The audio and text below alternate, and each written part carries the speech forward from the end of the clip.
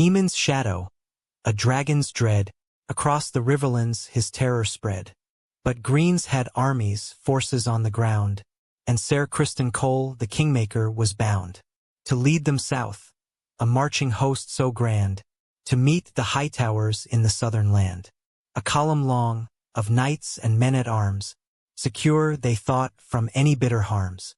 Their banners rippled, green upon the breeze, 1,000 boots that crushed the tender trees. They marched with purpose, confident and bold, a tale of conquest waiting to unfold. The sun was high, the day was clear and fair, no hint of peril lingered in the air. They reached a hollow, twixt the winding hills, a place where silence spoke of winter chills.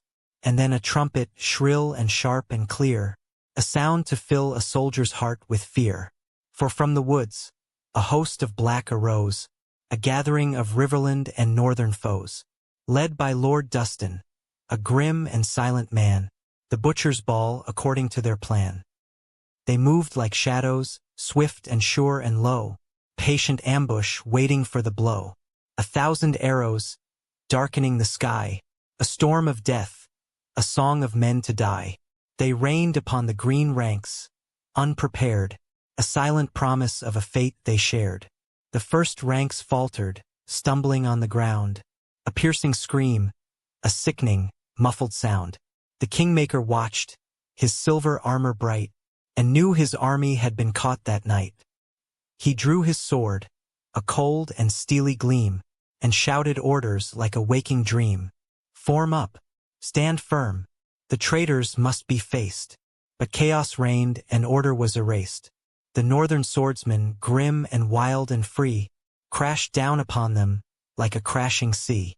They fought with fury, with a bitter hate, each strike a debt to pay to cruel, cold fate.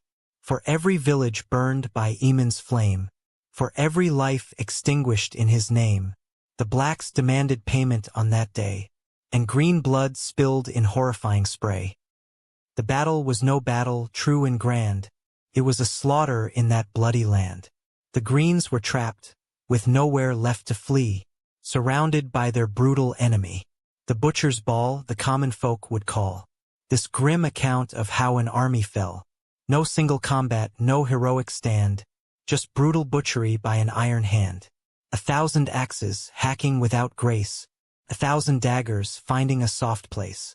The river ran a shocking crimson hue, as Lord Roderick's men cut the host in two. And Ser Criston Cole, the knight so bold and proud, was lost and struggling in that frantic crowd. His armor dented, his great shield split in two. He fought with skill, for all that he could do. He slew 2 men, then 3, then 4 and 5, the last green hope he'd ever see alive. But Lord Roderick, a phantom in the fray, found Cole at last and came to have his say.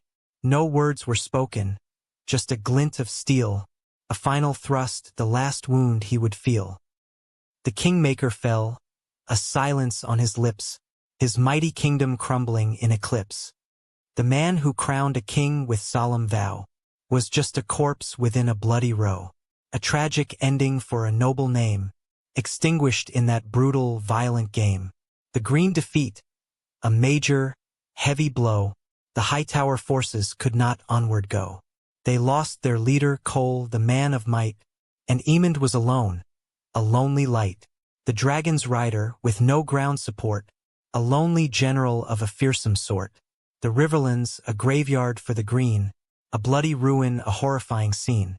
The butcher's ball, a name remembered still, a testament to vengeance cold and chill. It showed the blacks would never bend or break, and every life they lost, they'd make them take.